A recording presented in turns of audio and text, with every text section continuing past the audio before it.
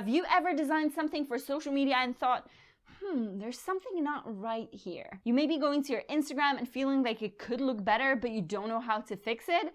Well, in today's video, I guide you through the absolute worst design mistakes you can make, and sadly, they're more common than you may think. Ready? Let's do this. Hi my lovely people, it's Natalia and welcome back to my channel where I share super actionable ideas on content creation for entrepreneurs and creatives. And today we're talking about a big issue that may be one of the reasons why you're not doing well on social media, and that's bad design.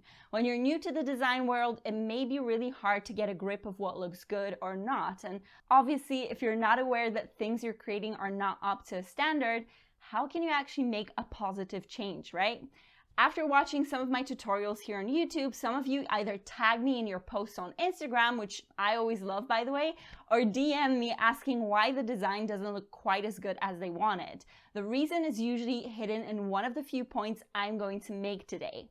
That's exactly why I'll show you some of the most common design mistakes that interfere with your messaging and often make your profiles look somewhat unprofessional. And the examples will focus on Instagram mostly, but these issues are universal, whether it's social media graphics, posters, banners, website design, etc. I also want you to train your eye to spot them, so we're going to play a little game and see if you can recognize the mistake first. I have 7 of them for you today, so you can keep a score and tell me how well you've done. And of course, by no means am I here to call you a bad designer and judge you. I strongly believe that the best way to learn is to identify any problems and take immediate action. So let's jump right into the video and then off to improve our work and get a little bit better with each graphic. Let's go. All right, so the first graphic I've got for you is this one. What do you think is wrong here? You can pause this video for a moment and I'll tell you what the issue is in a second. Mistake number 1, poor readability. Readability is one of the most important parts of the design, especially if it's a social media post. Why? Because if the design is not readable, it doesn't convey the value properly and is subconsciously annoying to the reader. Poor readability takes a lot of different forms. So first, it can be because the text is actually not visible enough to read it effortlessly. If you include a photo underneath, it may not be clear enough, resulting in a design that's busy and distracting. Instead, opt for a simpler background or a photo that is not diverting attention away from the text. And secondly, if your text is not big enough or not contrasting from the background enough, it will be too hard to read it for the viewer and they may simply skip it. There's another mistake that contributes to the poor readability of the design, but this one deserves another point. So let's see if you can spot it this time. Mistake number 2, too wordy. Listen, I get it. It's tempting to try and cram as much valuable information into a design, but that's one of the cardinal sins you can commit when creating graphics. Whether it's for a carousel slide, an Instagram infographic, or even a presentation, having too many words or text in general in a design is going to completely ruin it. Not only is it hard to read, but it's also too distracting for our brains to consume information in that form. It's one thing if you're reading paragraphs of an article or even a caption, which by the way should also be divided nicely into chunks and supported by emojis to make it more digestible. But if the text comes in a graphic form, it should not be too long. My tip is to stick to one concept per slide if you're creating a carousel, even if this means just setting the scene for what's coming up in the next slide. And if it's a single graphic, it's much better to expand on the concept in the caption than to cram everything on that one image. Now, we know too much text is not ideal, so we can move on to mistake number 3. Does anything feel not quite right about this to you? Mistake number 3, bad fonts. Now, let's unpack this whole idea because trust me, there's a lot to unpack here. First of all, using too many fonts is one of the biggest mistakes you can make because it's confusing and frankly, it cheapens the design. Instead, stick to 1 to 2, maybe 3 fonts maximum if you absolutely have to, and make sure you use them consistently in your branding. This way, you're creating a consistent image and it looks far more professional. Another problem with typography that I see all the time is choosing fonts that don't match your brand image. This can ruin the whole look of the brand and send mixed vibes to your audience about what your messaging is. So let's say your business is a cozy home decor brand focused on women and the philosophy revolves around slow living and natural materials. You don't want a harsh, bold font that's very much in your face. You want something that embodies the values that your brand stands for and is an extension of the messaging you put out there. And in this case, you'd go for something more organic, subtle, and flowy rather than a bold geometric font, for example. The next thing I want to point out is that it's not just the one font that matters, because fonts don't exist in a vacuum. Unless you're using the same font family for your headings, subheadings, and main body text, you need to really make sure that all your brand fonts go really well together as well. Good font pairings are crucial for a design to look professional and manifest the right feel. And I could probably make a whole video just about that topic, but to give you an example, this is what the difference is between well-matched fonts and some less accurately paired ones. If you're not sure what fonts go well together, you can literally Google font pairings to find some good solutions. There are also websites like type.io or fontpair.co that suggest great font combinations, and you can search Pinterest for inspiration, for example. And there's also a great font pairing guide from Canva, which I'll link down below for you too. Typography can really make or break a design, so make sure you choose the right ones to represent your brand and use them wisely across all your designs. If you're creating graphics for social media, chances are your messaging is the most important part of the design, so really focus on your typography. All right, we have the bad fonts covered, so let's move on to mistake number 4.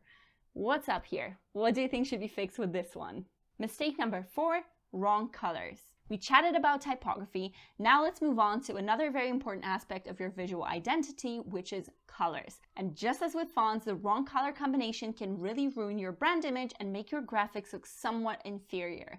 The biggest mistake you can make here is to use too many colors, and this is actually one that I see all the time on Instagram. Instead of using tons and tons of colors, choose 2 main ones that grab attention and represent your brand well and provide the right amount of contrast. You can opt for some supplemental accent colors to help balance it all out better and create a well-rounded image. But just as with the fonts, it's not only about the number, it's also about how well your colors go together. You don't want to mix that's just annoying to look at, and again, it looks unprofessional. What you want instead is a well-balanced mix that provides enough contrast, conveys your brand identity well, and provides harmony to your designs that makes them easy to digest. And of course, keep your branding consistent across all the platforms and with every design, even if it's just text on Reels or even captions on your stories. Using the same colors and fonts over and over again is going to ensure that people remember you and instantly recognize your posts when they go on Instagram.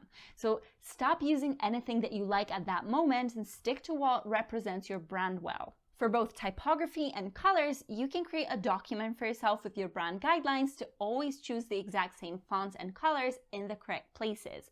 Or you can use tools like a brand kit in Canva to keep it consistent. All right, moving on to one of my favorites, or rather my biggest pet peeves, mistake number 5. See if anything bothers you here just as much as it bothers me. Mistake number 5, no breathing space. If there's one thing that I'd say is the most common problem with designs in social media, it has to be this.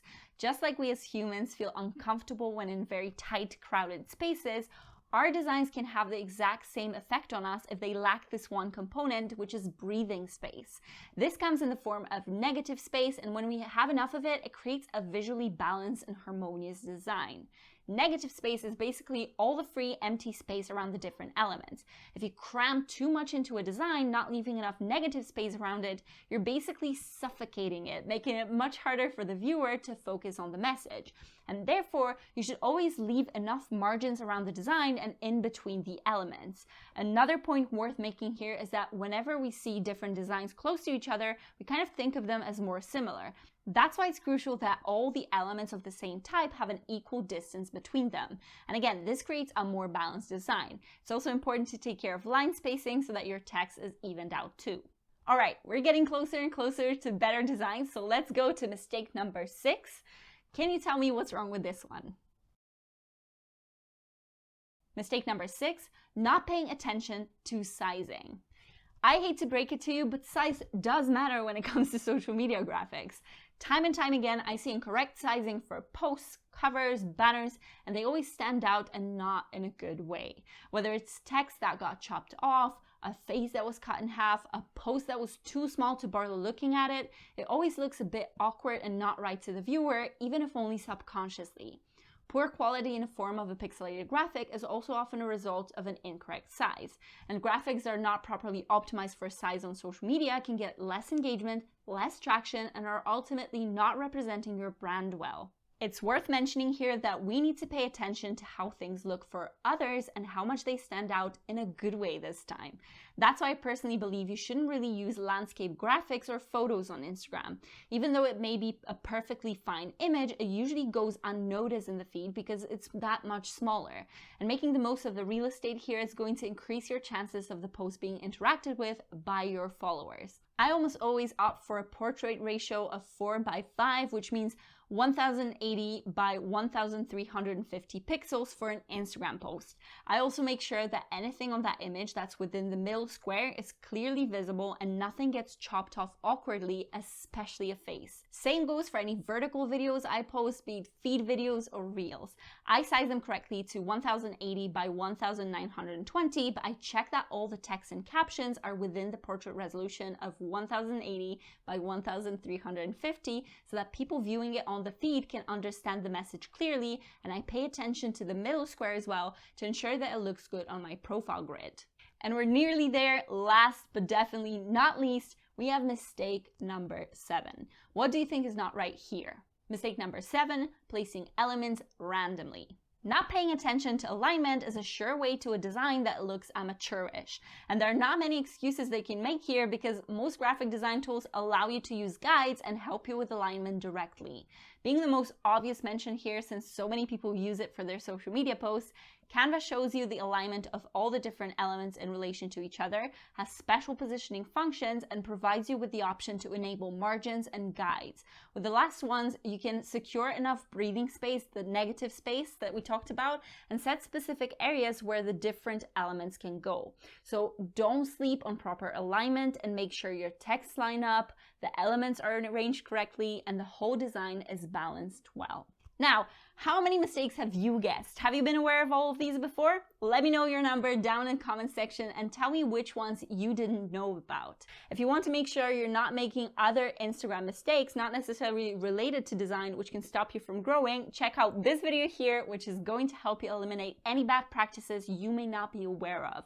And if you want to learn more about designing with Canva, head on over to this playlist here for some fun tutorials, including a seamless Instagram carousel. Thank you so much for watching this video till the very end, and I can't wait to see you in the next one. Make sure you're subscribed so that you don't miss it, and I'll see you next time.